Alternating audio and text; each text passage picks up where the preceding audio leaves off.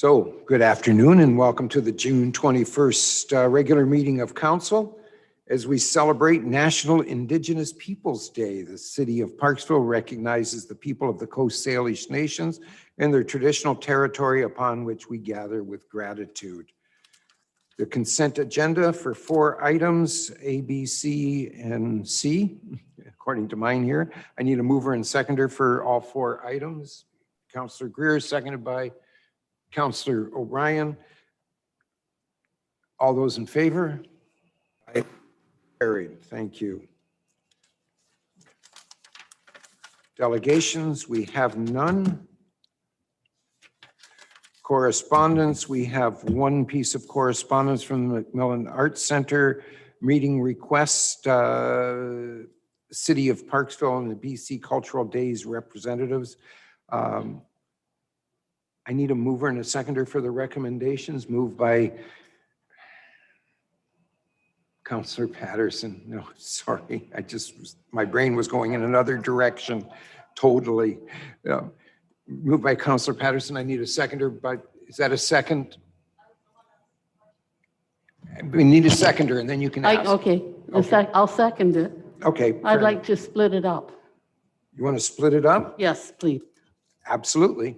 Absolutely. So you move item 1 still, Councillor Patterson, and I need a seconder for item 2, or item 1 rather. All right. To be received, call the vote on that. All those in favor of receiving? Carried. Thank you. Item 2, I need a mover and a seconder. Councillor Patterson is moving. Councillor Wilson is seconding. Discussion. Councillor Wilson, you had a comment? Thank you, Your Worship. So because I asked you to divide these up into 2, I guess I'll speak to the first. I'm just wondering if I could, through you, Your Worship, to our CAO, has this meeting taken place?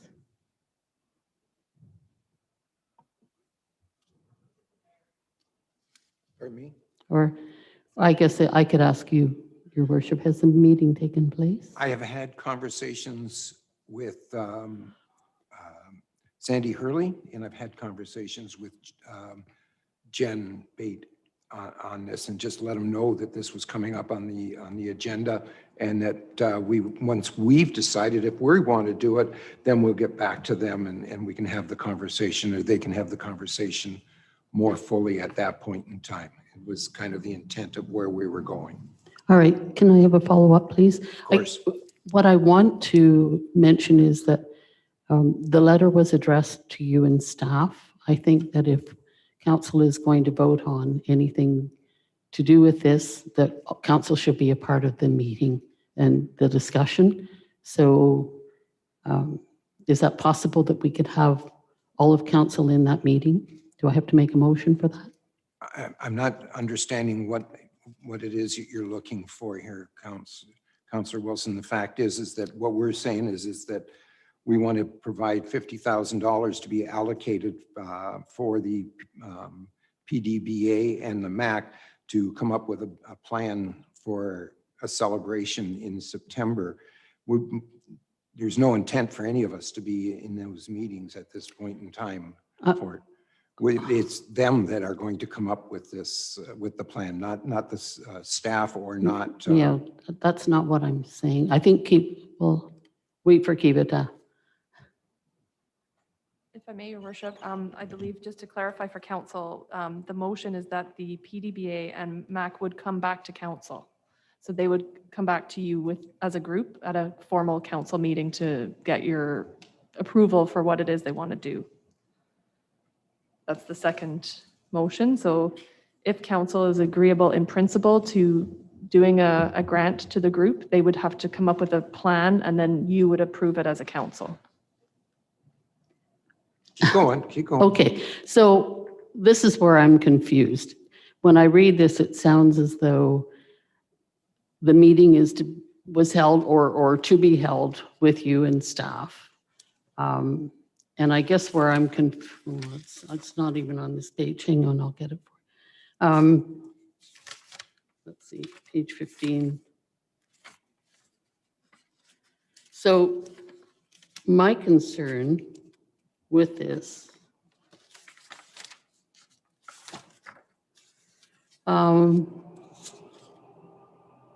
is that they're asking for a discussion about this BC Culture Days.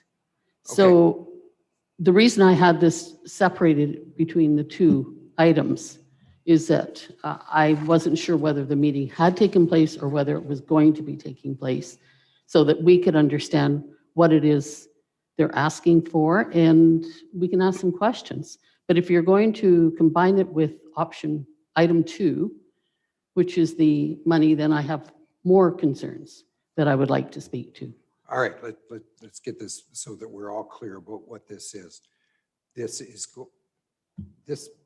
option 2 or item 2 has nothing to do, if that's what we're voting on, not what it says in the letter. The letter really is irrelevant at this point in time. I get that. Okay, so it's only, are we prepared to provide $50,000 from the COVID Relief Grant Fund to the PDBA and the MAC so that they can come together and come up with an event in September during this BC Cultural Days, and then they would bring that to us for our approval at that point in time. That's what we're discussing right now. Okay, so I guess where my confusion is how did this even come forward as a recommendation? Who thought of the $50,000 and the PDBA and the art gallery going together? Because in the letter, it's Jennifer Bate who's bringing this forward. So I'm totally confused as to how this came about. The letter, I'm trying to explain here, but the letter has nothing to do with what, I mean, other than the fact that it provided us some information for this, but the reality is the $50,000 we talked about a number of months ago about putting some kind of a festival, a downtown festival on. And we thought that I personally thought that this was going to be something that we could move forward to help stimulate the economy in the downtown in the downtown core. And that's what this is about. This is a recommendation. It came from me as a motion, just like anybody else's motion comes on. So we can approve it, decline it, do whatever the council so desires at that point in time. Councillor O'Brien, then Councillor Frass. Okay, either way. Thank you to the mayor or our CAO, depending whoever feels more inclined to answer. Curious when we might be able to see the business plan or budget after the meeting. What kind of time frame are we going to be looking at for the event plan and budget they speak about here? It is in our budget now. It's part of the of that COVID relief fund. Sorry, I don't mean as far as our budget. It's saying here that that we would be approving in principle the allocation of the funds dependent upon acceptance of a business plan and budget outlining the events.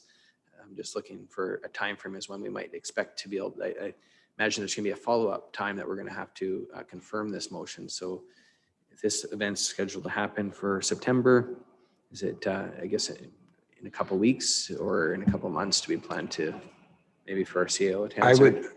I would think it would be unfair for us to allocate a time frame at this point in time until they've had a chance to get together, and then they're going to have to come back to us with what they think they can do. And if they can't do it, then we just say, fine, thank you very much, and then we'll go on with it. We don't allocate the $50,000. So, but I think it's important that they come to us with their plans and how much it's going, what their budget's going to be, and so on for it. That would be my thinking. Councillor O'Brien. Thank you, Your Worship. I think the key line in this statement is in principle, and I think that's probably what we should be focusing on here. I agree with what Councillor Wilson is saying. Past practice is an organization like this would come to council as a delegation and present in general terms. We're thinking about doing the following, and would you be interested in supporting it in whatever way? And then we kind of like kick it around and say, okay, we have COVID funds, or we have, gas tax funds or we have whatever, and that would be normal procedure. And so this is kind of like, we're advising that in principle, we will give you $50,000, but it's really only if you come up with a plan that meets council's approval, right? Which is, do they know what, what council's intent or what council's going to approve? I don't want them wasting a whole bunch of time if they're just going to do something like, as we found out on the preparations for the birthday, you know, things started going sideways. Like, I thought this was going to happen. We thought that was going to happen. And I want to avoid that, you know, so that they're not spending a lot of time on something. Normally it would be, they would make a presentation to us and we have asked questions to the delegations. To me, on the surface, I think it sounds like a wonderful idea. I'm not really sure. I don't remember talking about having a festival. I know we talked about whether we could do the birthday again, but I don't remember talking about that, but perhaps that happened. But the thing is that I'm not sure what is BC Cultural Days. Is it a British Columbia thing going on? Is it going on in other communities? And we're just going to jump in and be part of it. I think that's a wonderful thing and it'll help kick off a restart. So in principle, so far, it looks really great, but I just don't know what they're really planning on doing with that. And so I think that's where the confusion is you know, we're proving something that I'm a little foggy on what it's going to contain. Thank you. Councillor Greer. Thank you, Your Worship. I think we're making a lot out of nothing here. This is just a principle situation where if they come up with something worthwhile, we give them the money. If they don't, we won't. I mean, I don't know what all the discussion's about. I really don't. Okay. Anybody else? Councillor O'Brien. Well, thank you, Your Worship, through to Councillor Greer. My only point is actually out of consideration to the arts group itself as a consideration that we either give them the money or we don't. But if they've gone to an awful lot of work and we say, no, that's not what we thought, you know, we were expecting for BC Cultural Days type of thing, then it's kind of unfair that they've gone to all this work. Well, I think we turn them down. I think they're going to come up with something worthwhile that is going to be certainly worth the 50,000. I hope so too. Well, yeah, I think we should just leave it up to them and wait till they come back and see us. Councillor Wilson and Councillor Patterson. Let Councillor Patterson go first. She hasn't spoken yet. Thank you, Your Worship.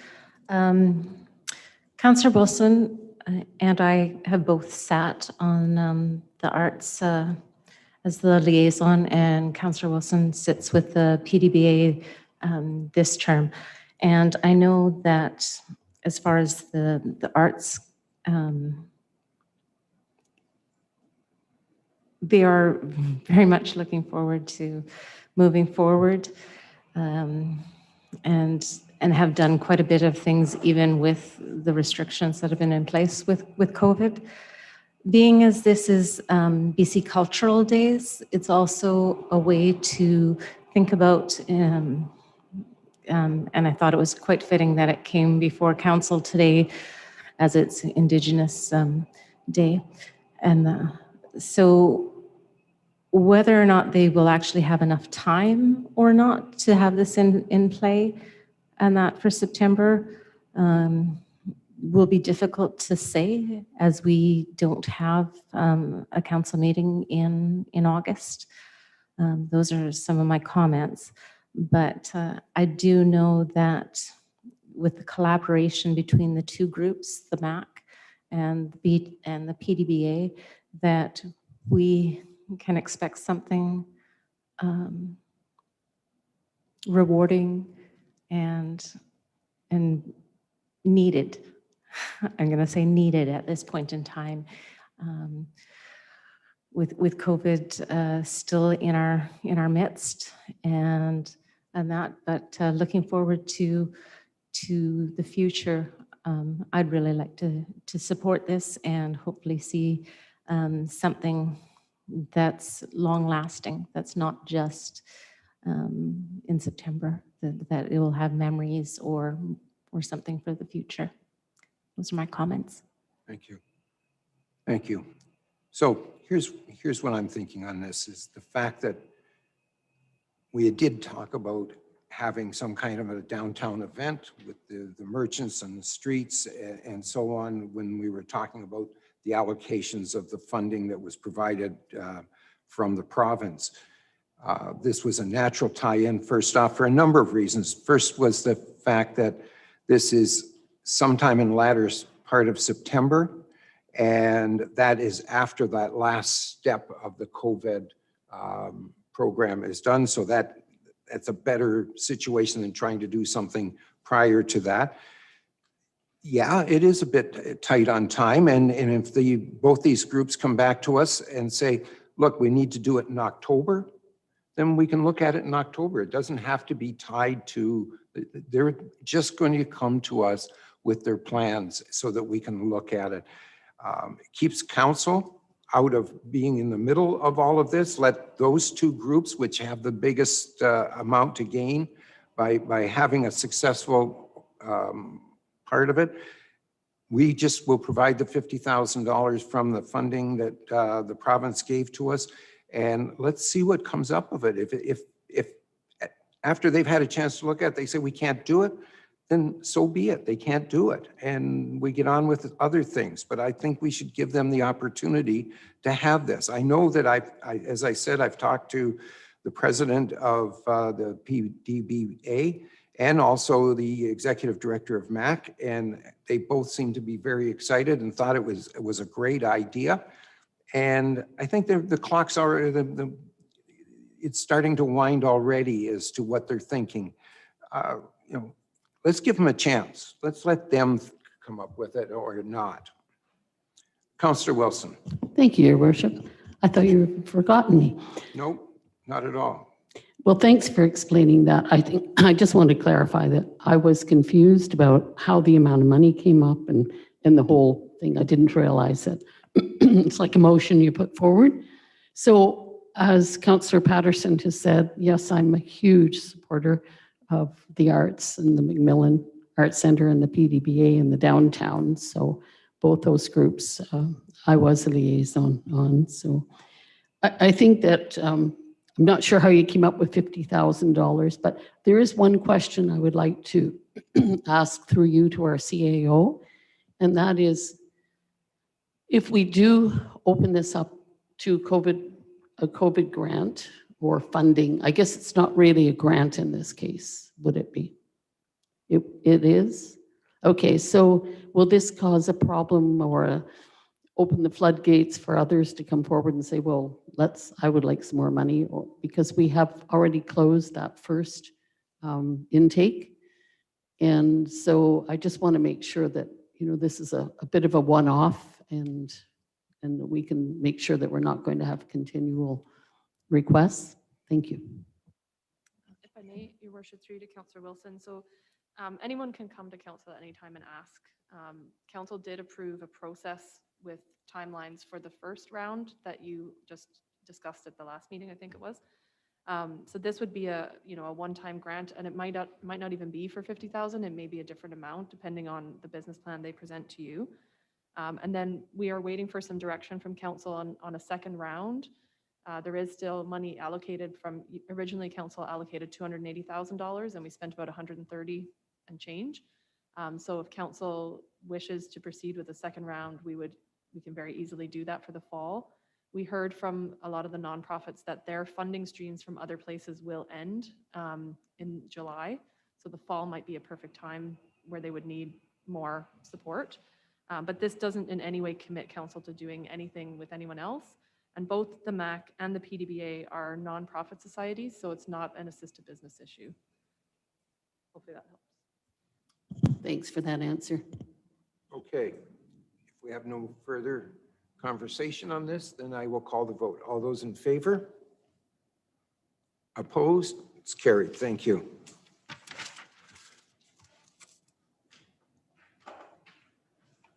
The RDN, the Regional District of Nanaimo Northern Community Sewer Local Service Amendment Bylaw number 889.76, 2021. I need a mover and a seconder for the recommendation. Moved by Councillor Greer, seconded by Councillor Wilson. Discussion? I'm sorry? Yes, I will, if I may, Your Worship. Just a comment. I know the area down on Bay Drive, there type of thing. There are a number of residences that are already sewered. This particular address is actually still on septic, so I'm supporting this motion through to the RDN anyways, because it's going to just further enhance the viability and non-pollution of Craig Creek and Craig Bay. So I think it's a good move that these people, it's an older cottage that was on it type of thing, and they're just moving on to sewer from septic. So I think that's a good idea. Does that help, Councilor Fraz? Okay, sorry. Okay, so this is, if I'm not mistaken, this is the last of the properties along that strip that are now serviced with sewers from the city. If not, it's pretty close to the last one. If I may comment on that, I wondered the same thing too. When you look at the diagrams on the background, there's some shaded items, shaded lots all the way along Bay Drive, and some are white. And I was unsure whether that represented what was already sewered and what was going to be sewered. Yeah. But the sewer line runs right in front of them, so it's very easy to hook up to. But yeah, I have the same question. Are they all done, or are we getting close? And regardless, I mean, they pay for the hookup and everything, so They do. it'll be, and they're paying for the cost of this sewer bit fees that they pay. So this has really no financial effect on the city of Parksville whatsoever. All right. Any other questions, points? Councilor Frass, did you get your answer? Did you? Okay, fair enough. All those in favor? Opposed? Did you have another comment? I'm sorry. Did I miss Not you? so much a comment, but I don't think that you had a first and seconder for the recommendation. Oh, I thought I did. I thought I did. Yeah, okay. I think they put my name, you said my name, but it was actually Councillor I'm sorry, when you move your hand for whatever reason, it looks like it's, no, it blends in with the background of the plexiglass. So I thought your hand was up. All right, fair enough. Councillor O'Brien, I know, had his hand up, so we'll make him the seconder if that works. Okay, so again, I'll call the question. All those in favor? Opposed? It's carried. Thank you. That's the joys of these plexiglass shields between us. Correspondence, UBCM 2021 AVICC resolution, notification of the AVICC endorsement of council's resolution and presentation to UBCM membership for consideration at the 2021 convention. I need a mover and a seconder. Do we want to continue with this, or do we want to just let it go at this point in time? So I need a mover and a seconder. Moved by Councillor Bryan, second by Councillor you. Okay, good. Councillor Wilson. Discussion?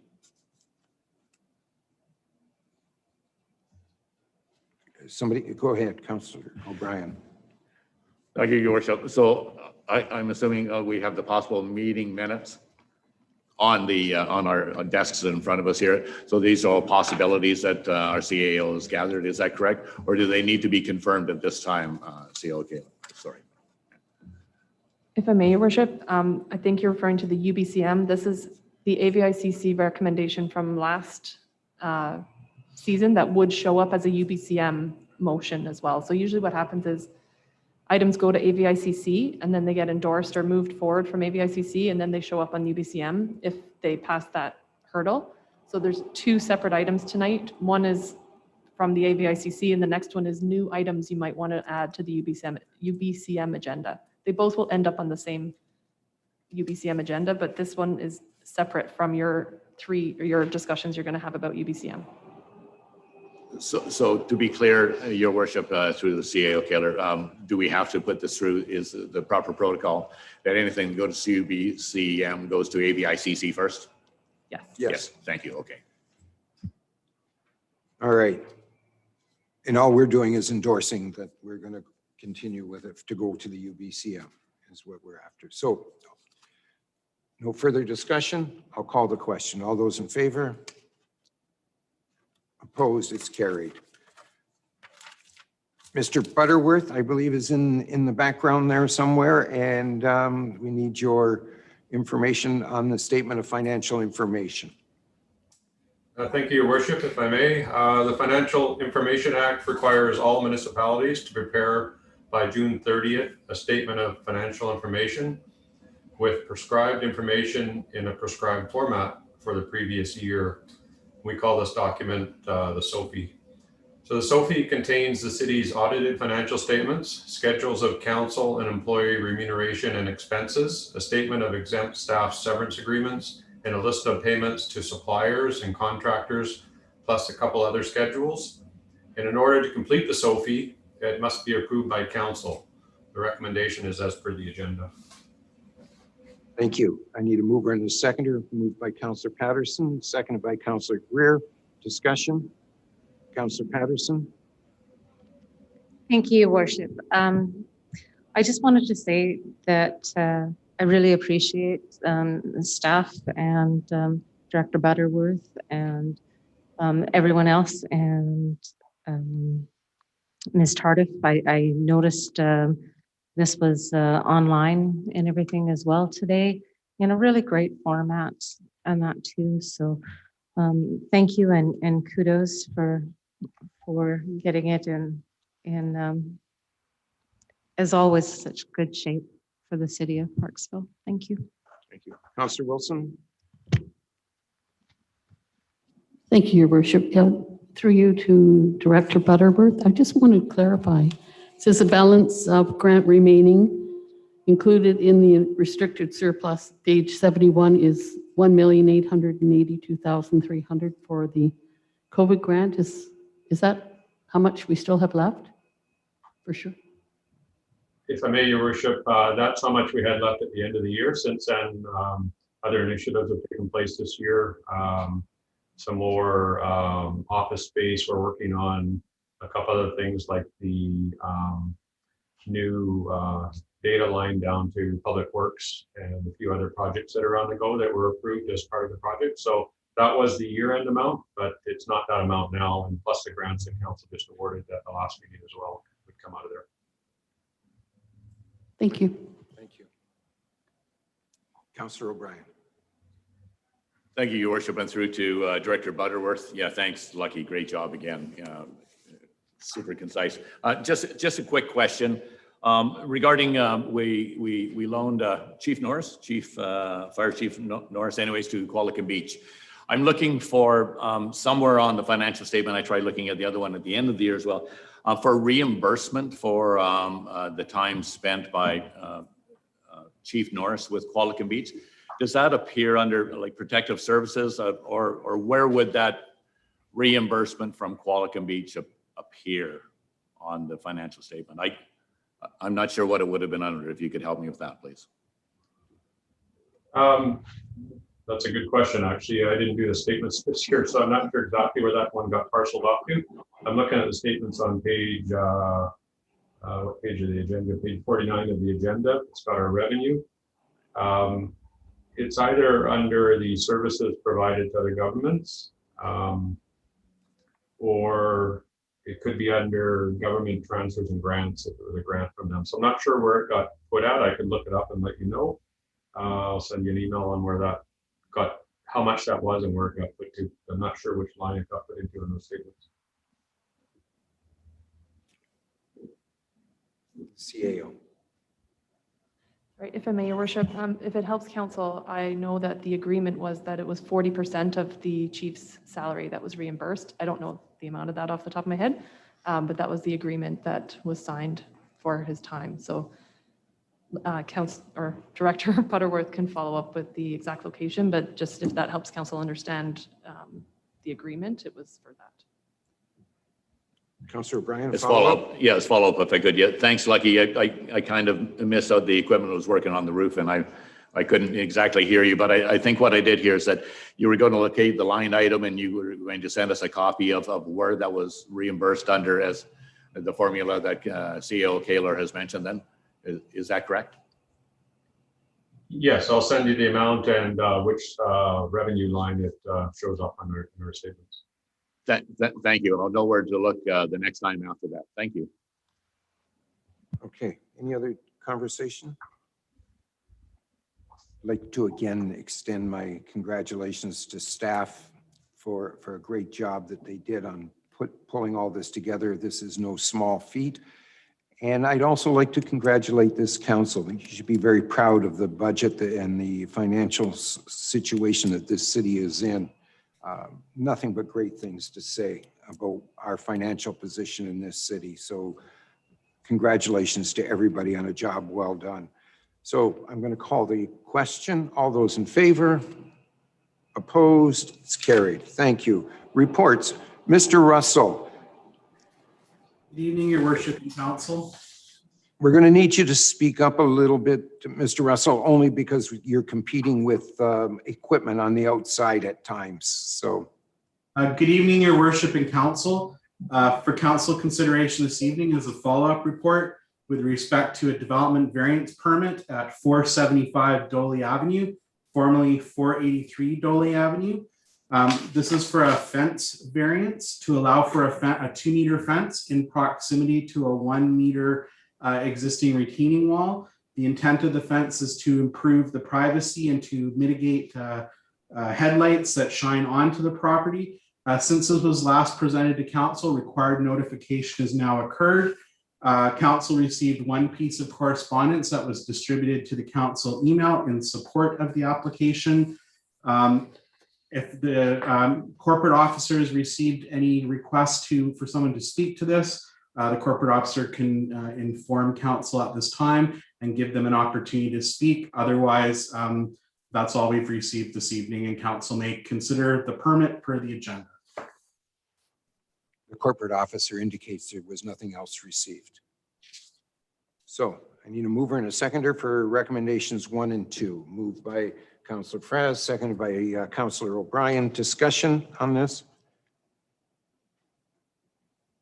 All right, it was pretty straightforward. All those in favor? Opposed? It's carried. Thank you. Mr. Russell, Certainly. 243 Corfield. Yes, so my worship, this is a follow-up report for the rezoning amendment application at 243 Corfield. Since this was last presented to council, the applicant has sent out an information package to owners and tenants within 50 meters of the subject property. This has been in lieu of providing an in-person meeting just due to the COVID protocols in place. As a result of their information package, they indicate that no formal submissions have been received. They did receive one question of clarification by telephone. Should council wish to proceed this evening, the bylaw appears on the bylaw section for consideration of second reading and the setting of the public hearing date for more formal public input on the application. The rezoning application will facilitate 2 of the 5 proposed dwelling units being under the province's affordable home ownership program. The buildings are actually already under construction. The recommendations are as per the agenda. Thank you. I need a mover and a seconder. Moved by Councillor Wilson, second by Councillor Fraz. Discussion? Call the question. All those in favor? Opposed? It's carried. Thank you. Mr. Russell, next one. Certainly. If I may, worship and council, for consideration this evening is proceeding with notice for a development variance permit to facilitate the retention and conversion of an existing garage on a property with a dwelling unit to allow for it to become a standalone residence on a separate parcel. In addition, there's also a development permit associated with the Eagle Perch tree. It's being asked that consideration of the development permit be deferred until such time as the variance permit has been considered for the conversion of the garage. At this time, we're requesting that notification proceed per the agenda. Thank you. I need a recommendation. We can take all 3 at once if we wish. Councillor Greer is moving on all 3. Councillor Wilson is seconding. Discussion? Find it very interesting. I had a long conversation on this situation. This whole thing, it comes to existence and requires all of this because it's easier to actually bulldoze this garage rather than rather than renovate it into a place. So the owners should be congratulated that they're saving a building by doing this, and good on them. And, you know, for taking the extra effort to go this way. I fully support this. So I'm going to call the question if there's no other. Councillor Wilson? Okay. All those in favor? Opposed? It's carried. Thank you very much. Mrs. Weeks, Corporate Officer, lease agreement for 625 Pim. Thank you. So staff are seeking council authorization to renew the lease agreement for the rental house located in Foster Park. The current tenant has been in place for the past 26 years. During that time, they have worked cooperatively with the city. So he's required to maintain the residents' landscaping, which helps reduce the burden on city staff, as well as provides presence in the park. In the event of any inappropriate activities, he contacts either our operations department or the RCMP, and staff's recommendations as per the council agenda. Thank you. I need a mover and a seconder for, we'll take all three recommendations if we, Councillor Greer, second by Councillor Wilson. Discussion on this? All those in favor? Carried. Thank you. Mrs. Weeks, please keep going. So the purpose of this report is for consideration of a business license application for Green Enterprises, Inc. The business license application was received for the outdoor storage of trucks, equipment, containers, wood, gravel, soil, and rocks at the property located at 1370 Greer Road. This proposed activity and associated land use is in contravention of the current zoning, and therefore the business license was denied. The current zoning is A1 agriculture, and the business activity and land use as described in the application will require a I1 industrial zone. So as per our business license bylaw, the applicant is appealing the business license inspector's decision. A letter and a copy of the staff report were emailed and hand-delivered to the applicant on May 28th, and a copy was also sent by registered mail. And the recommendations as per the council agenda. Thank you. I'm going to break these down one at a time, please, if you don't mind. So first one to receive the report, moved by Councillor O'Brien, second by Councillor Patterson. All those in favor? Second one, the council afford the application of an opportunity to be heard, the applicant, sorry, an opportunity to be heard prior to making final decision with respect to the application for a business license. Does anybody want to move that? You're going to move this? Number 2?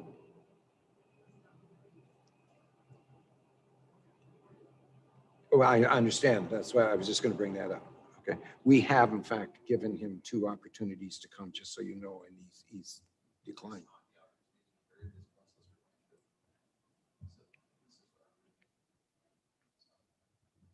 Okay. You're moving it. Seconded by Councillor Patterson. Discussion? Yes, please. So my intention on this one is that this process that we're going through right now is the opportunity for him to be heard by making this application and with the correspondence we have to review here. Okay. Anybody else? I'll call the question. All those in favor? I'm going to ask for a clarification on this before I vote on it, if you don't mind. Sorry, backing it up for just a bit. It says that the council afford the applicant an opportunity to be heard. That's future tense in my view. So I'm going to ask the CAO to wade in on this discussion. If I may, counsel, through you, Mr. Mayor, to council, if the applicant wishes to speak, he may do so right now after you've passed that resolution. And we've been advised the applicant's not present today, but did provide something in writing, which council received last week. And the applicant also deferred the meeting from the previous council meeting, so there has been an extension provided. And if council wishes at this point, they can call on the applicant to speak. Could I possibly ask for just a slight amendment to the wording and say that council afforded the applicant an opportunity to be heard? Would that work better, perhaps, that he was afforded the opportunity to making a final decision? So I would make that. Yeah, that amendment, if that you're more comfortable with, is fine by me. Again, this motion here that I just moved is the fact that this is not the usual process for obtaining a business license to come to council. So the fact that we're considering this right now is what I'm moving is that we review and make a decision on it today. This is their opportunity to speak. So yeah, that we afforded the opportunity to be heard. That is fine with me. All right, so are you okay with it? So it's a friendly amendment that, and that would be the changing that council afforded the applicant an opportunity to be heard prior to making a final decision with respect to the application for a business license. That's the question. Councillor Wilson, you have something on? Thank you, Your Worship. I was just going to say that, are you going to ask formally the applicant to speak now, or just to make it formal? Or I can do that. We know he's not online at this. all right, point. but I just thought perhaps just as a formality. We could do that. That's a valid just request, and I'd be glad to. Thank you. So as soon as we pass this, then we can do that. There's an assumption there, but as soon as this gets voted on. So point number 2, I'm calling the question. All those in favor as amended? Carried. Thank you. And we will ask if the applicant is here and willing to make a statement. He is not here now. All right, fair enough. Point number 3, council consider the business license application from Green Merits with an open mind on its own merit, on its own merits.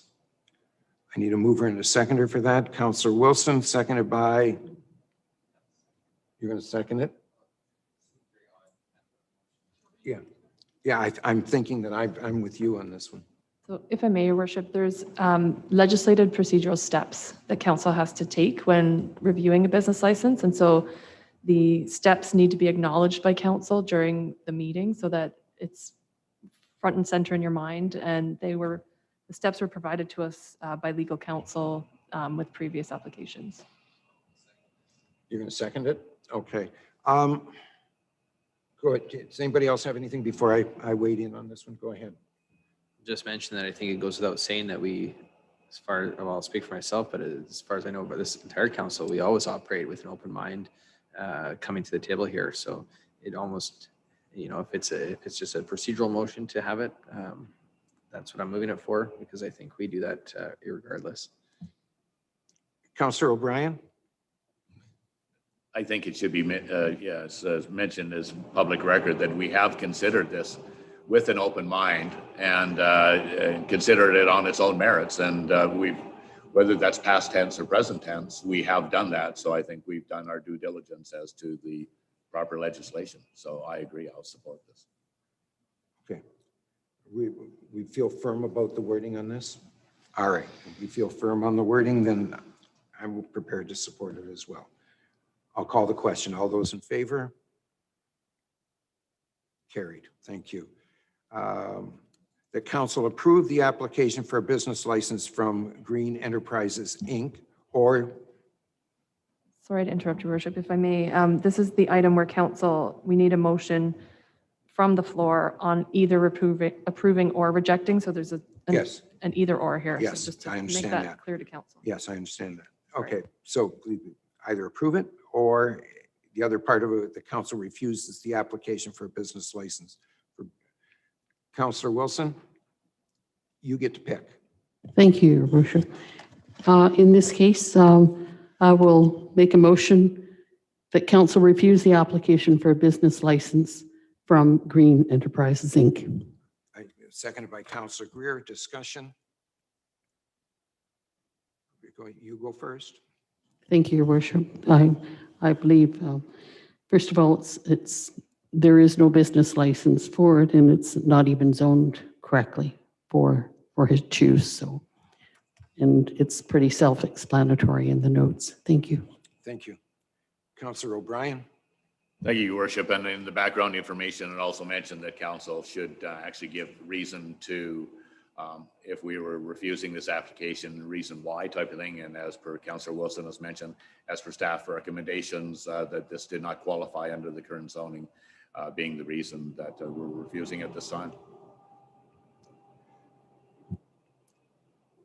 You may have just circumvented part of what I was going to say, because you're absolutely right. We do need to provide them. Business licenses need to be tied to a site, and that particular site is not zoned for this usage. Therefore, it also says in our bylaw for business licenses that they must meet all bylaws, whether they're municipal, provincial, or federal jurisdictions. That it does not happen in this particular case. So that would be my reason for turning this down. Councillor Patterson. Thank you, Worship. And if I could ask clarification through you to our CAO, or if Blaine is still available. Now, this is a business license and it fully does not meet the requirements based on the property zoning. But if they had gone forward with a zoning application prior and had all the proper components and everything and met before council, and that would or could they come back to us for after a zoning pass or fail in regards to a business license? They, if I may, and then somebody can correct me if I'm wrong, but I believe in this situation, if they had a zoned piece of property that allowed for this usage, then they would be entitled to a business license. And also if this particular piece of property was zoned, or was, if they applied for it and it obtained rezoning, then that would also allow it for a business license for this piece of property. Should be noted that the applicant had applied for a rezoning of this particular property that would have encompassed this use, but withdrew it of his own fruition, not on anything else. So, I mean, we know where, he knows where it is on this. So I'll call the question. Oh, go ahead, please. Sorry, Your Worship, don't mean to interrupt, but if I may just clarify, we had a discussion, it was moved and seconded that council refuse the application, but I'd just like to clarify with Councillor Wilson and Councillor Greer that they would be okay if the motion was amended slightly to say, based on the fact that it does not meet the current zoning. Is that agreeable? That's agreeable with me. Yeah, I think so. I think that's a good suggestion. That way it's very clear. All right. So as amended, call the question. All those in favor? Carried unanimously. Thank you.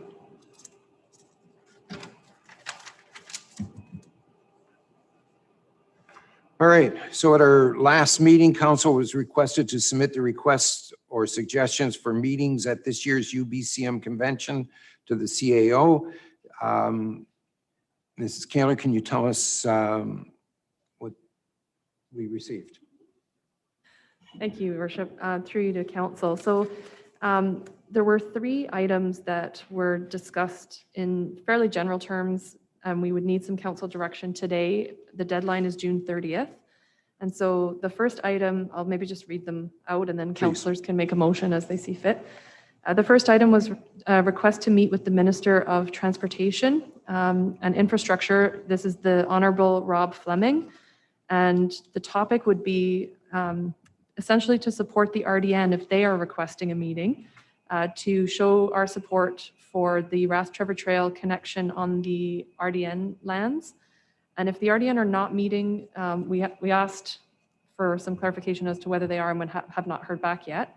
But if the RDN choose not to ask for the meeting, the other option would be just a meeting with the minister to provide an update on the city's progress in this regard. So we could probably word it to provide for both of those options depending what the RDN does. The second item was a meeting with the Ministry of the Attorney General and the Minister responsible for Housing, who's the Honorable David Eby. And this was a topic regarding the equitable share of RCMP costs between the region, so the electoral areas, and the city. The provincial government actually provides that personnel, and essentially I believe this is something to do with the fact that there are more calls for service in the electoral areas, and the personnel don't really match with the per capita amounts provided by the town of Qualicum Beach and the city of Parksville. And then the last item was one that we have actually sent a letter to. This is the Honorable Katrine Conroy, who is the Minister of Forests, Lands, Natural Operations, and Rural Development, which wins the award for longest ministry name, I think. And we're requesting, we have submitted this one several times at UBCM with previous councils and in writing just recently, asking for an increase in the enforcement of the regulations in the Parksville Qualicum Wildlife Management Area, specifically with respect to the regulations in that WMA, which include there be no camping, no fires, no unleashed dogs, and several other, education and patrolling items that we are asking for. And then the other item to consider with all of these is whether or not council would like to invite the MLA to attend. And Okay. council has a handout with the Coles notes of what I just said. Thank you. All right, let's start at the top and work our way down. Ministry of Transport and Infrastructure. Do we want to meet with them if the RDN is in attendance? And if not, how do we want to handle it? So I'm open for discussion on this one. So Councillor O'Brien. Thank you, Your Worship. I would like to make that motion forward, and with the understanding, as for CAO Kaler's background, that whether the RDN or not does it in joint with us, or whether we just go it alone, I would definitely want have a meeting of this. It's timely because the last minister was Claire Trevena, who's since retired, and now it's replaced by Rob Fleming. So I think it's would be prudent for us to bring him up to speed what we're looking for, and also for the fact that we're looking for that connection. So the connection is a pedestrian connection over the Englishman River. So on the west side of the Englishman River is City of Parksville. On the east side, it is actually RDN. So we'll be looking for a collaboration regardless. And then looking at the map, when we get up to Ross Trevor Road up at the top, then it goes back into City of Parksville again as it goes down to Resort. So it would all be combined with them or not. But regardless, we have to be at the table and just get hopefully a commitment that they're going to look at it strongly. That's my reason. Thank you. Councillor Patterson. I will second and then speak. Okay, please. Thank you, Your Worship. It is very timely, and it's been ongoing. This has been a project,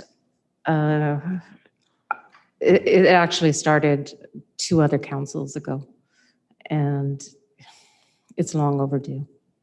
And it would just really be an amazing connection, and that ties the community and everything together, and Parksville together as well with our little jaunt, and sometimes our borders aren't quite as clear cut as we would like them to be, but I would really like to keep this in the new minister's mind, and hopefully be able to move forward sooner than later. Any other? Sorry, if I may, Your Worship, would council also perhaps in this motion be okay if staff were to reach out, or yourself or Councillor Frass through the regional district, that if we are asking for the meeting, that we would invite the RDN reps, of course. So it's maybe coming at them from both sides. So if they go, they can invite us, and if we go, we'll invite them. Yes, we can ask that. We'll bring it up tomorrow. We can bring it up. All right, fair enough. Then we'll call the question. All those in favor? Yes. Councillor Patterson's absolutely right. This has gone on long enough. Let's get it done. Okay, the Attorney General and Minister responsible for housing. This has to do with, and I'll make this particular motion with the inequity in the number of RCMP personnel that are paid for by the different groups. I'll just give you a real quick scenario of what has happened. Parksville pays for 18, the cost towards 18 RCMP officers in Oceanside. The town of Qualicum Beach pays for 8, I think it is, 8. All of the other electoral areas pay for 12. The interesting thing is that the electoral areas make up 52% of the population, and they're paying for significantly less than what the population dictates. But to compound that, as CAO Kaler alluded to earlier, is the number of calls are even greater in the electoral areas than they are in the, so everything says that they should be paying at least what Parksville and Qualicum Beach are paying, and they're not even paying half of what that amounts to. So we know that this has been brought up time and time again by many different communities, but I think we've got to say it one more time that we think that we are getting ripped off a little bit on this one. So I'd like to make that motion. I need a seconder for it. Councillor Wilson. Any other discussion? Let's call the question. All those in favor? Unanimous. And for Councillor Katrine Conroy, enforcement of this has been going on since 2000, at least since 2008 when I was here the first time, and it goes on I think at every one. I need a motion for this. Councillor Wilson, seconded by Councillor O'Brien. Discussion on this? Councillor O'Brien. Thank you, Your Worship. And more a question to CAO Kaler. That you mentioned anyways, Kiva, about there being part of it was the enforcement of the regulations, which actually says no campfires on the beach and so forth. So the question being is that the areas in front of Resort Way, where all the resorts are, does that fall into the Parksville Qualicum Wildlife Management Area? If I may, Your Worship, my understanding is that the entire coast from Bay, which we looked at earlier on the map, all the way up past the Little Qualicum Estuary is designated in that area. And so the specific issue with the fire is that we have to respond, the Parksville Fire Department, and we sent an invoice to the province for our time just recently. It's increasing, but it's around $40,000 of time if you equate. So we've asked for, we find what happens is people will call the RAP line and we get zero response. We also, our first responders notify when they're en route. It's not something we can leave, obviously, just due to the risk that it poses to our interests. And then we also have to go and clean up the sites after, because it's usually something that you can't leave on the beach. It's either hot coals, which are dangerous for other users of the beach, or there's contaminated stuff that we need to take out. So that's the main reason, I guess, prompting why staff wrote, well, actually the mayor signed the letter, but it was an operational request it was an invoice. We have not received reimbursement. But in previous years, council has requested more enforcement, more visible conservation officers, more education, even, with respect to overnight camping in the estuary or in other parts of the wildlife management area. It just seems to fall to the city to respond all the time. So it's not really sustainable for us with the resources we have. So that's our main request at this point. Thank you. And as a follow-up, if I may, the fire department would be very happy with this being enforced anyways, because it has been somewhat of a Mardi Gras effect down there, and it's anything goes. And I have to express right at this time my disappointment that the resorts that are actually fronting the beach on that are doing nothing for enforcement themselves. And yet they are the very ones that stand the greatest risk of losing their facilities by wildfire, because these campfires are lit underneath trees and so forth. And you think Tainamara might get that hint. They already lost a fairly good section of one of their buildings a few years back to fire. But the thing is that it's literally a gong show down there. And I think it's going to be even greater this year because people are bouncing out of COVID and they're ready to party. And the thing is that it's always including alcohol, which people are making really bad judgments. And they're endangering the lives of all those people in those resorts, as well as the forest itself. So I think this is a meeting very, very worthwhile to have. So thanks. I'm assuming after all of that, you're making the motion. All right, seconded by? Oh, did we do it? Oh, sorry. We did it. My apologies. I've forgotten then, if that's the case. So here we are. Any other discussion on this? I think we're all in agreement. I would love them to say, no, they can't do it, and then give it to us and let us have control of the beaches for everything. And then it would be a lot easier for us. People don't understand that once you get past a certain spot, we have no say. We can't talk about the dogs running without leashes or anything else here. So, you know, from the whole gambit of things, either enforce it or don't enforce it. My understanding is now that if there's an issue that needs to be enforced, they have to send somebody from, correct me if I'm wrong, Nanaimo is where the enforcement officers are. So one can think how long that's going to take, if at all, on a week and night to get down here. It just doesn't happen, and people get to know that. And so I'm going to call the question. All those in favor? Opposed? It's carried. Thank you. Well, there's at least three, pardon me? Sorry, Your Worship, just if we could have a motion from council or even an indication of support as to whether the MLA would, for our area, Oh, thank you. would be Thank invited. you. Yes. I'll make that motion that the MLA be invited to attend all of these with us. So I need a seconder. Councillor Patterson. Any comments? All those in favor? Unanimous. Thank you. Mrs. Tardif, you're up and away here.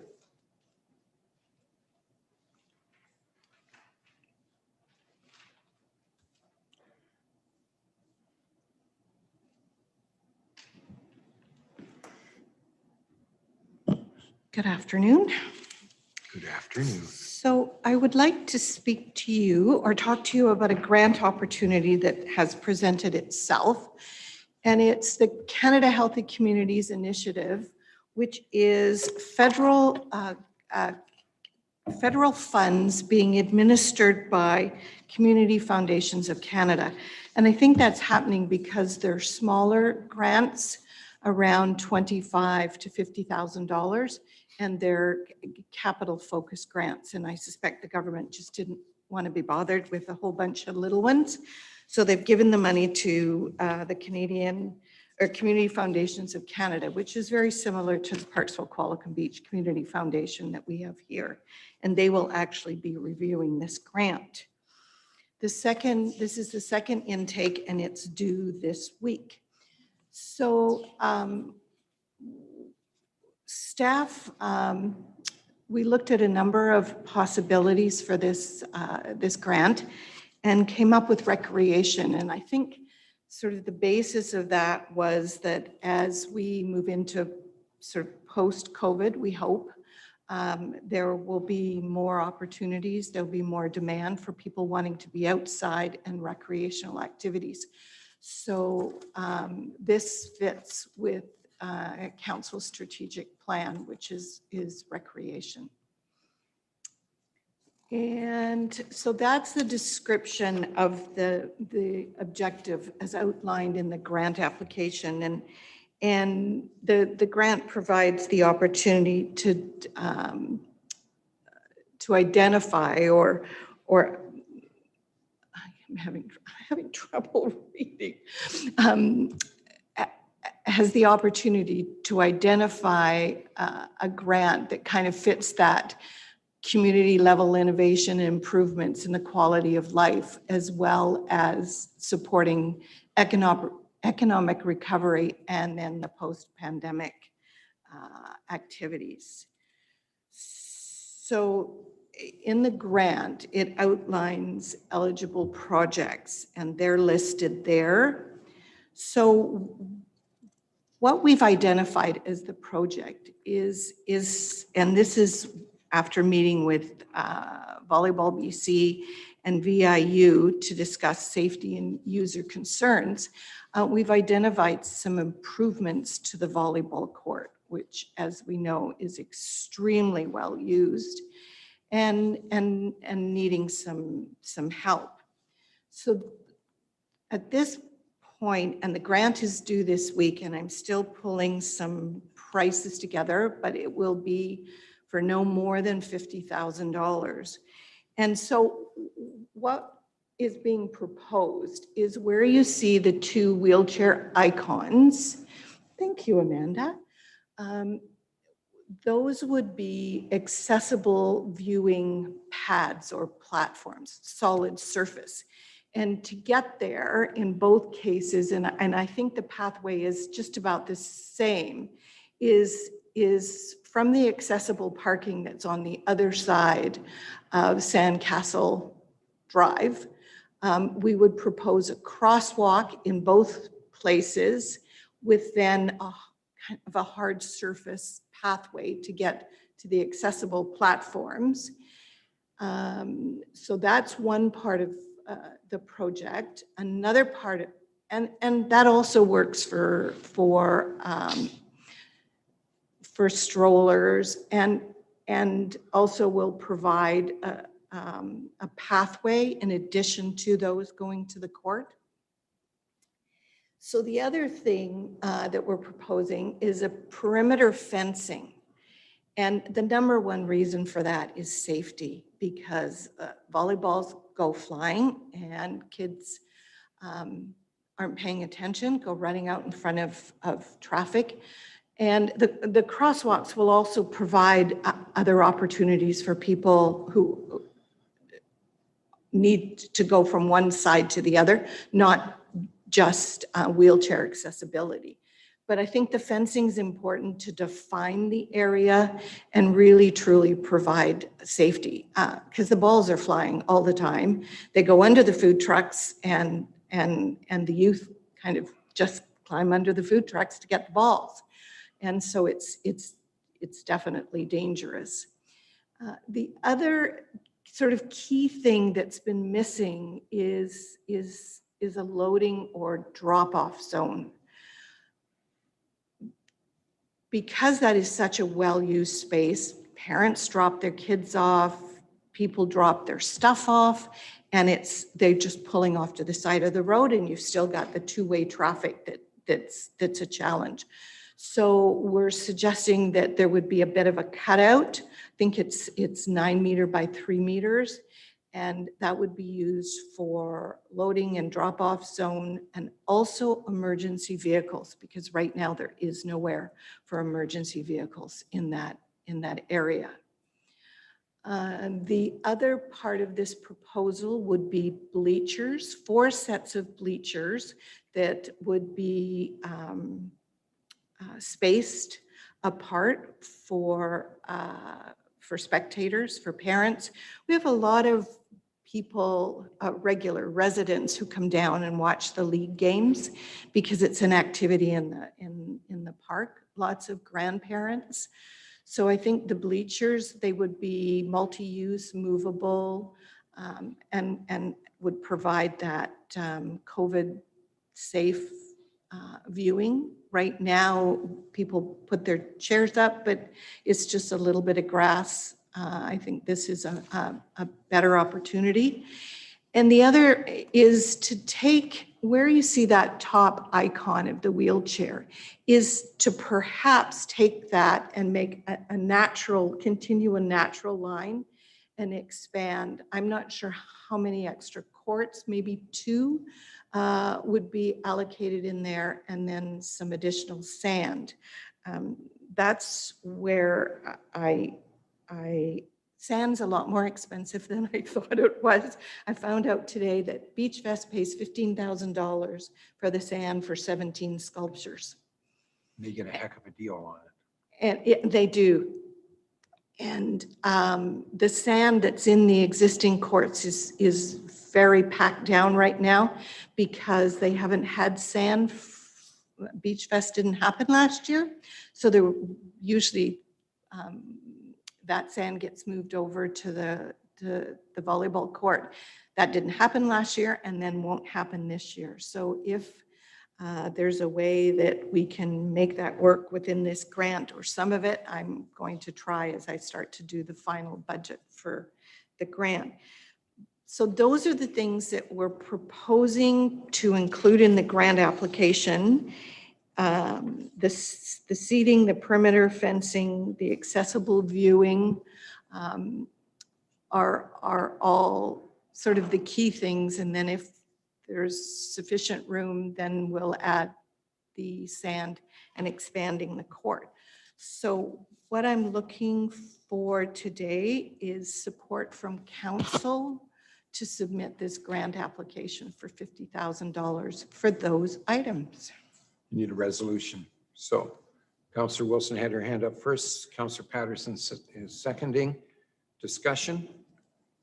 Councillor Wilson first, Councillor Patterson second, Councillor Greer. Thank you, Your Worship. That's a great proposal. I think it's just super. I love the bleachers.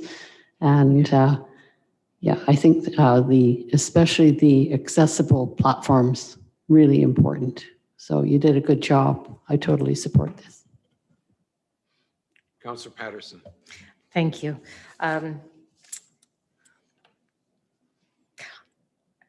I have to say, I really look forward whenever I get a presentation from you. It's in depth. It says, it hits all the buttons of what I want to see and hopefully be able to have on that. When is the grant awarded? If I may, Your Worship, it's a Please. fairly quick turnaround. Within 2 months,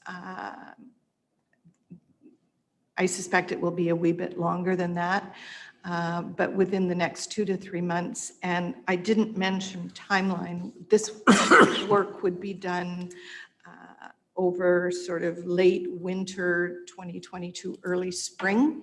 So it would be completed before the courts open in May. And a follow-up, Your Worship? Please. Thank you. So it's pretty ambitious. So at this,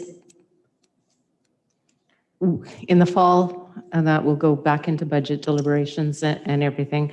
So I expect at that point in time that I'll probably bring forward a motion to up whatever is perhaps needed to follow through with all the recommendations that have been put forward, because I do expect that it will be over based on our economy and how things are going. So from a city contribution, whether that be in kind of some labor and such.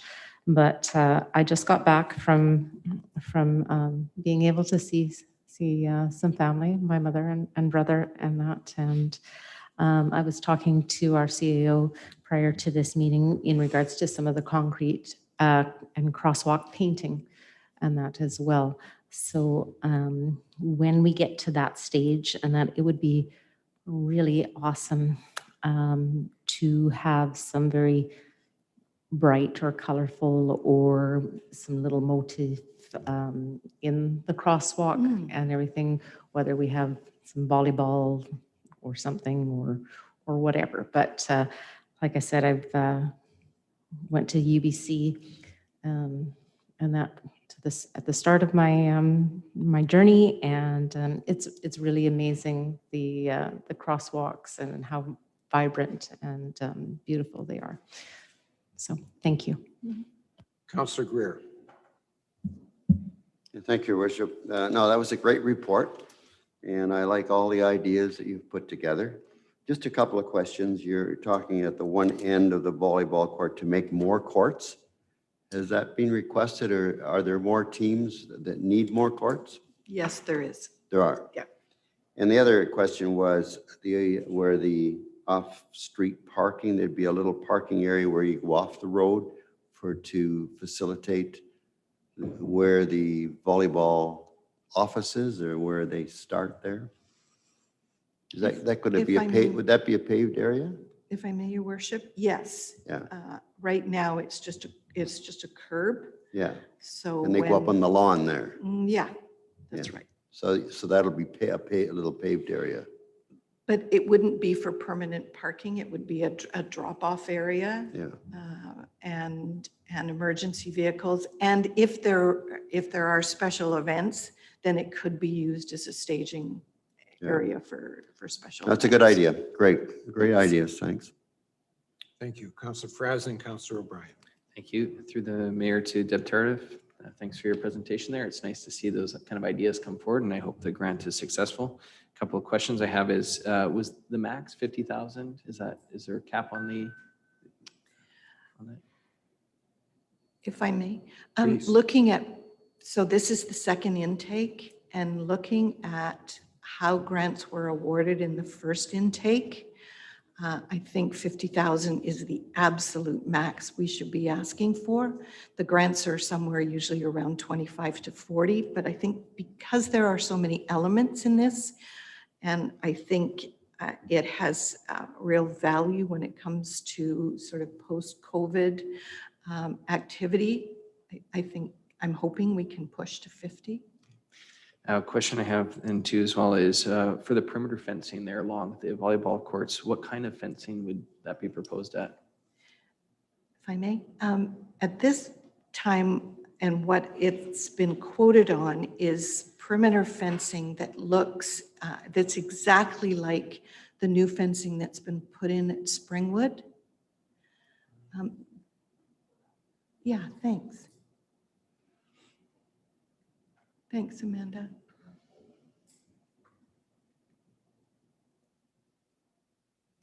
So the picture on the right, that's actually Springwood Park. So it would look something similar to that. And it would just be that portion that's closest to Sandcastle Drive. And we'd also allow space for people to access to go through. I guess and the reason why I asked too with that is I know before with some developers along next to the beach club, they had proposed chain link fencing, and it was quite a topic of discussion here is if the kind of fencing, what's the kind of fencing for our park. So it's something I'll go up to see at Springwood too, to see if it can fit in my mind how it would look down there. Where the loading zone is proposed as well, one thing I've noticed in the past, we identified in our Parks and Open Space meeting as well. Maybe it's not appropriate for this grant, but just as far as future considerations or grants, the island in the middle there where we have the arboretum, it doesn't have a connected sidewalk around the entire side. So any of the parking that's near the curling rink, right now the road gets used as a walking path, and especially for accessibility, that's the only hard surface to be able to walk from those parking lots to the park. So I just wanted to put that plant that seed as a consideration. If there's future grant opportunities, maybe completing the sidewalk around, or maybe it can be extended from where the loading zone will be to connect over. I see an opportunity for extending that as well. And then just another comment too on to top of Councillor Patterson's about the colorful and vibrancy of it. I think that's a great idea, is adding splashes of color into the park. Another thing we had spoken about at the Parks Committee previously was the stairwell behind or the staircase behind the baseball diamonds that connects up to the community. If that was a colorful stairwell or a way to beautify that area, maybe we could do some plantings there right now too, or something along those lines. Because when we get an amphitheater in there, you can look up to that hillside and see that there's this connection to town rather than just this kind of dreary staircase that's in there right now. So again, just plant that kind of seed there. So thank you for your presentation. Councillor O'Brien. Thank you, Your Worship, and to Debbie Tardif, great job. Yeah, that's great. You've identified all the little points anyways as needed. I think a proposal like this has the potential of making Parksville the beach volleyball hub of Vancouver Island. It really will, because who wouldn't want to come to Parksville to play at a facility like this? And we've already have huge attendance on it. Would the bleachers be ready for tomorrow? Because I'm watching my granddaughter. She's playing tomorrow night. So I was just, do I have to bring my own lawn chair again for now? I'm afraid so. Okay, well, and finally I can watch them. So anyways, I think Or a it's blanket. Yeah, that's right. Yes, I have a fold up lawn chair, so I'm good. But the thing is that I appreciate the timeline. And I think it's an excellent project, and it's getting more popular. And I see a lot of people down there. They go down just for the fact that even if they have no relatives, they're watching because it's so exciting, it's so vibrant. It's such a positive experience down there. So, and I think that just brings a whole different round to that corner of the park. The only question I have is, I'm hoping that the pickleball courts will be taken care of before this. to avoid any possible criticism, you know, that the volleyball is getting attention now. And instead of the pickleball courts, I know we're waiting on grant applications, I believe, for the pickleball courts, and which was this summer, I believe. So all that I'm saying is that they appeared as delegations and they've been waiting, and COVID, of course, has let them wait a little bit further. But the thing is that I would hope that the pickleball courts would be done as well with a successful grant application. I just, you know, because they, you know, basically they were here delegations twice asking. So that's all my only comment. I think it's a great project. Thanks. Councillor Wilson? Your Worship, it was just a quick comment to Councillor Fraz's mention about a fence, and I was just going to say the big difference is that the fencing proposed here would be for sports fencing and rather than a resort. I think it's quite a different look, and we're not walking along the boardwalk. I think it suits the purpose. It can't come fast enough. This whole thing, what the package you've put together is excellent, and you did it in such a short period of time. Again, to be congratulated on fine work. I was there on Saturday, and it was interesting. I noticed two different individuals in wheelchairs, both having significant difficulty because there's no cut in the curbing there, and so people have to pick them up and move them onto, and then they have to go across the grass with the wheelchair. So all of that, if we do nothing else, just that alone is a significant improvement. The fencing, I mean, the purpose of that fencing is not for anything other than to stop the balls from going out onto the road. So, I mean, I was honestly, when I heard about that, I honestly was thinking those big mesh fences, you know, 6 or 8 feet high, not as nice as this is going to be. So I'm very pleased with it. Anyways, let's call the question and see who's in favor of this motion. 1 to or A to G. Yes. Okay, we need the motion moved and seconded. Councillor Patterson. Yep. Okay. And Councillor Greer, was it, or who seconded? Anybody seconded? No. Councillor Greer. Pardon me? Yeah. All right, there we go. We got it. Sorry, once we get past the long conversations, I forget who does it because I don't write it down. But anyways, having said that, I'll call the question. All those in favor? I'm assuming Councillor Chandler is approving it. He's got his hand up. Fair enough. Carried unanimously. Great work as usual. Thank you. Now, bylaws, second reading and advance to public hearing for zoning and development amendment bylaw 2021, number 2000.131, the affordable housing ownership program at 243 Corfield Street. First reading provided on April the 19th, 2021. I need a mover and a seconder for both. Councillor Fraz and seconded by Councillor Wilson. Any discussion? All those in favor? Carried. Final adoption, road closure bylaw 2021, number 1569, bylaw to close portion of lane from Bagshaw to McVickers Street. 3 readings provided May 17th, 2021. Public notice provided in accordance with the community charter legislation. I need a mover and a seconder for the recommendation. Councillor Greer, seconded by Councillor O'Brien. Any questions, comments? All those in favor? Carried. Notice of motion. Councillor O'Brien, you have a notice of motion you'd like to make. Thank you, Your Worship. And with Council's blessing at this time, I would like to offer the following notice of the following motion, if I may. That Council directs staff to determine the appropriate number and location of signs required to support the MAD, Mother Against Drunk Drivers Canada's Report Impaired Drivers campaign, and that it be designated as a low, medium, high. Oh, I see. I'm supposed to choose one of those. So as it be designated as a medium priority for staff. Okay, I need a seconder for that. Councillor Patterson, I will remember that this time. All right, discussion. Councillor O'Brien, did you have a comment? Thank you, Your Worship. I think that it was incumbent upon us to respectfully accept the offer of Mothers Against Drunk Drivers for the signage. I think that it's a very worthwhile program that they put up, and I actually learned a lot from the presentation from the Margarita Bernard, as she presented last time, a very brave lady.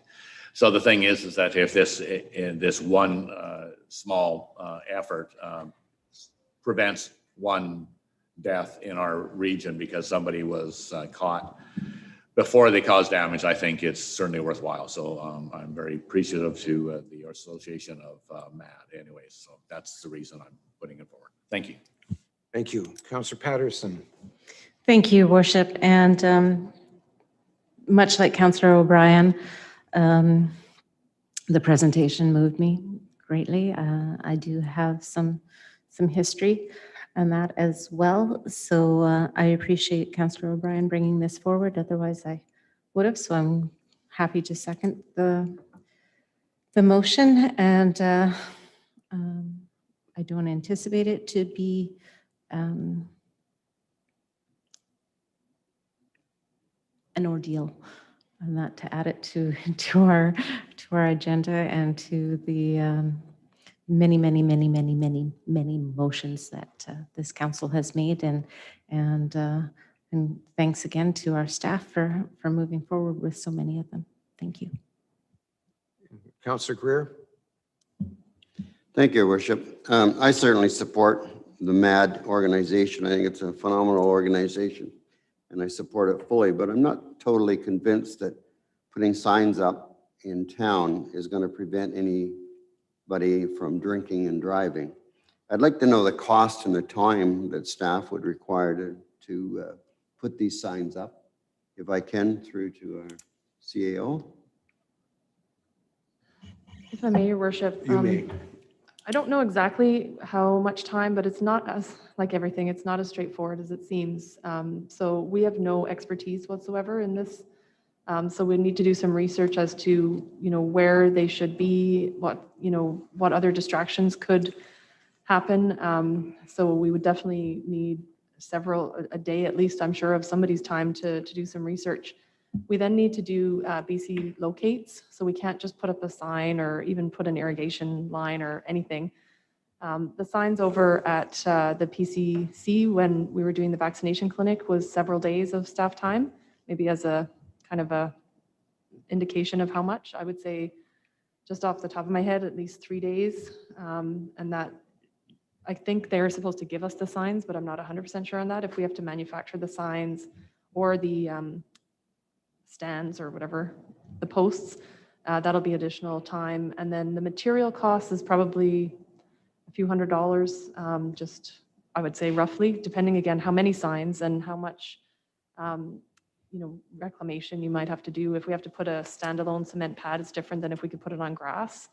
So there's a few variables that we just really don't know yet, but it's not as easy as it sounds. And we do have a lot of sign issues already kind of on the queue. So I'm assuming that this would go before those with the medium priority. We don't have priority identified for the other ones, but we are bringing a report to council at the next meeting, hopefully actually, that has the list of projects. And I'll just share with council right now, we have a shortfall of about 10 FTEs just to complete the projects that are on our list right now. That's our entire exempt staff being doubled. So we have completed on target, actually almost a year's worth of work, but that's because we have some contracted staff and we have a lot of staff working a lot of overtime.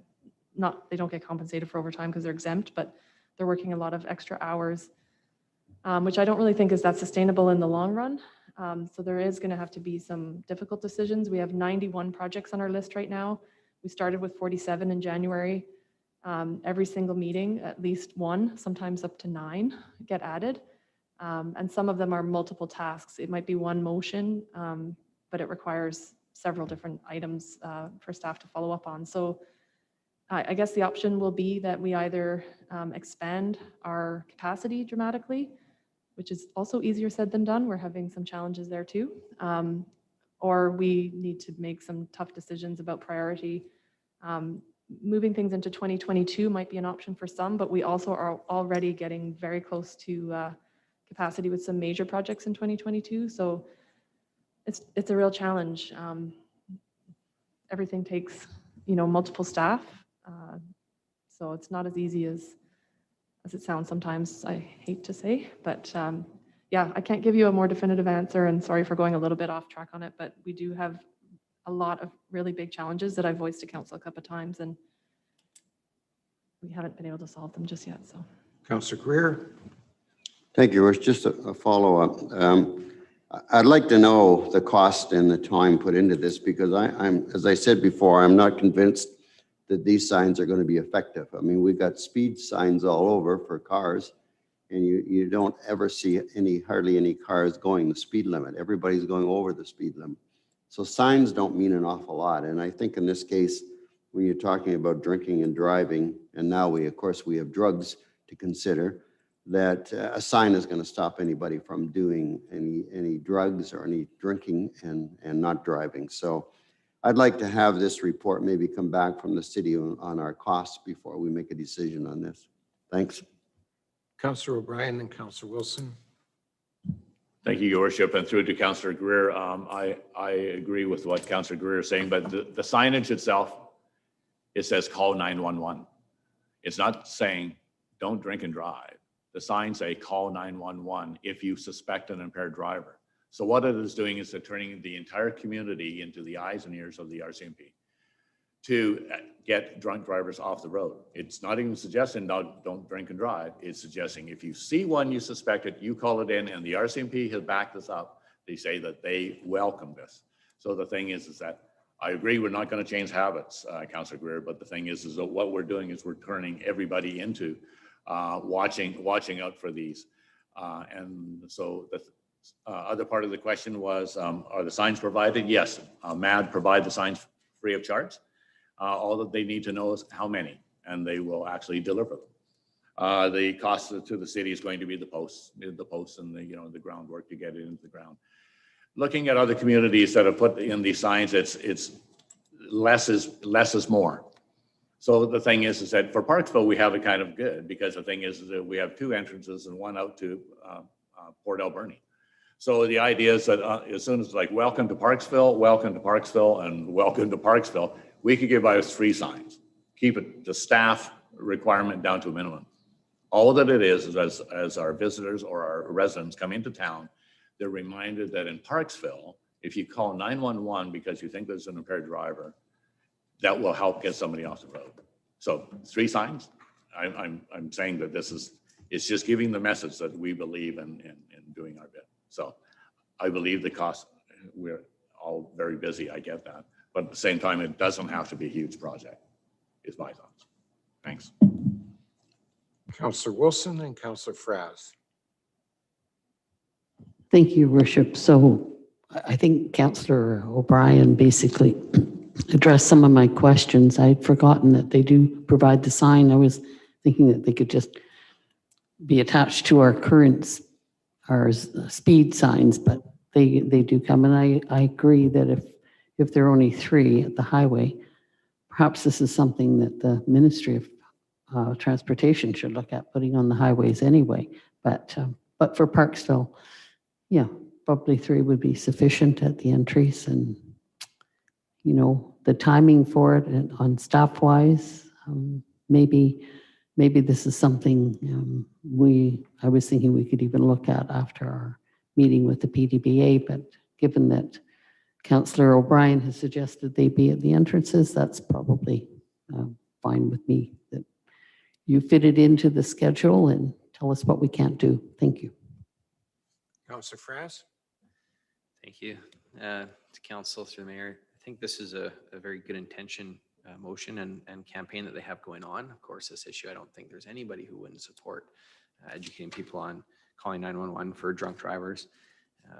My concern here, though, is that, as our COO pointed out, that we have a lot of things that we put on as priorities This is something very new to us to come up on our radar, and we do have tough decisions to make. And I think tough decisions that are delayed are tough decisions that just get amplified, and it's not going to get any easier as we go down the road more. I think these kind of ads, if we're wanting to reach people, there's things like Facebook marketing ads that are much more direct and effective to people. It's when you have people's attention, not when they're driving, expecting them to be taking in information and making considerations that I do think it's already common knowledge too, that 911 is available for people to call if they see an emergency like that, like someone driving drunk. I know I've done that a couple of times myself. So this isn't. It sounded like you were saying you were driving drunk. I've called 911 when I've seen drivers who were driving it's drunk. not a funny subject. It just No, it's not. And but I appreciate that. Thanks for the clarification, because I do not drive drunk. I've called drivers who have been. So my point being here is that I'm not going to be supporting the motion, but not on the merit of the motion, but just because of I think our priorities right now we need to really be looking at, and I don't want to be adding more to staff workload for things that aren't identified priorities for us. So I would hope that Matt, if they wanted to find other ways to reach out to the campaign, like I say, through Facebook marketing ads, I think would be a great way to do it. Thank you. Councillor Wilson. Thank you, Your Worship. If Councillor O'Brien agrees, do you think we could perhaps defer this motion to be tied in with other signage and go down on that list that our CAO has, that rather than making this even a medium priority, that we don't forget it, but that we perhaps defer it to a later date? That would be up to Councillor O'Brien. Let me throw something out on that one, because first off, anything to get drunk drivers off the road is worthwhile, whether we think it works, not sure if it doesn't work. Anything at all is better than doing nothing. So I agree with this wholeheartedly. I also understand, because I've had the opportunity to look at the staffing requirements and the fact that we're 10 full-time staff short to accomplish what we've already got on here. That causes a problem. So here's the problem. We can do one of three things. We can either turn this down and say, no, we're never going to do it. We can replace this with, we can replace something else on the list with this particular one that comes on here. Or we can put this at the end of the list, which means it's kind of like on the never ever plan, where it might not ever come up to the end. So if you put it at the back of the list and make it number 90, whatever it is, it may never show up. My suggestion, and just because Councillor Wilson beat me to the punch on this, because I agree with her, is why can't we, it's next meeting, we're bringing up the workload. If I may, Your Worship, if I have time to complete it by then, that is my plan. Worst case, it will be the second meeting in July. Okay, so we're within 1 or 2 meetings of bringing through the whole work. And my thought is we're going to be able to say, let's take that one out and move it to the bottom, and let's put the MAD signs in that slot, that time slot, and get it done so that we can move it up. And whether it should be a medium or a high, I think that's, we can argue that one all day long. I think if it's important enough to do, then we should be doing it. If it's not, then let's not do it. But let's wait and see where it's going to go. Let's wait and see what this list is going to look like, and then pick something out of there. As everybody has said, we've got to make some hard decisions. So let's make this the first one that is the hard decision. If we think this is important, then let's move it into where it should be, and then move something out into somewhere else on the list. We just can't keep doing what we're doing, because everything we look at is important in one aspect or another. No matter what it is, there's a priority for somebody in this list. So that's just my thought. I'll leave it open for other people to comment. Councillor O'Brien, I knew you would have something on that. Thank you, Your Worship. And that's not a bad suggestion. It would be easier to move that into the list or not onto the list if it was an approved motion. So what I would do is I would amend my motion instead of designating a meeting priority for it. Change that over to subject, if we approve this today, that's subject to meeting at whatever date the CAO comes up with for the list, and to be appropriately put on that list or removed if nothing else does, is a priority. You got all that? Yeah, Okay. you know the intent. Yeah, we know what the intent is there. That's good.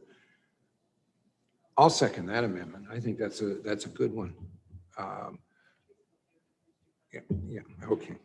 So having said that, let's call the question. With the amendment, all those in favor? Opposed? And note that Councillor Fraz is indicating his opposal. That's the word, isn't it? Opposal. Anyways, thank you. It carries. We'll bring it up at the next opportunity when the list comes up. All right, fair enough. New business? Any new business? Councillor O'Brien? Thank you, Your Worship. And I guess the question is, Lucky Butterworth still on the line, or is he? I'm not sure if he is, but okay. I do have an answer for you from your first question for the fire department. The Qualicum Beach was reimbursed $74,000 or reimbursed us you said that already. $74,334, just FYI. Thank you. Well, I think maybe our CAO can maybe answer the question I was going to direct to Mr. Butterworth. Is Lucky's daughter Alicia Butterworth? Alicia Butterworth. So I would like to do a shout out to daughter of Lucky Butterworth. Alicia Butterworth was in the Harry Jerome track meet recently, and she scored very high on her event, which was hurdles, which is just blows me away. But anyways, and so she scored very high, I believe second or third anyways, and just outside of the time needed to qualify for the Olympics. So we just want to wish Alicia very well, but also to comment on the fact that not only did she do very well at the track meet, this is a Parksville girl here, she also, after winning, she actually was into the money, and she actually donated $1,000 immediately after winning that event, and she donated $1,000 to the Bolinas Track project, the Oceanside Track Initiative, which I think just says a great deal about her integrity and her sportsmanship, and I want to just acknowledge her effort and her accomplishments and commend her on her generosity. And well done, Lucky. But Alicia did great. Thank you. If I may, Your Worship, through you to Councillor O'Brien, would it be appropriate to send a letter of thanks on behalf of council to Ms. Butterworth? And congratulations. I'm so afraid just to say any letter of recommendation or anything more, but if it can happen, yes, I think it would be very appropriate. Yes, thank you. Just as a side note there, generally what I have been doing lately is, for example, young Mr. Bennett qualified for the Paralympics for the swimming team. And there's been a couple of other individuals that have done some pretty impressive things around town. I've been sending them handwritten notes saying, congratulations, thank you very much for, from the city council in Parksville and that.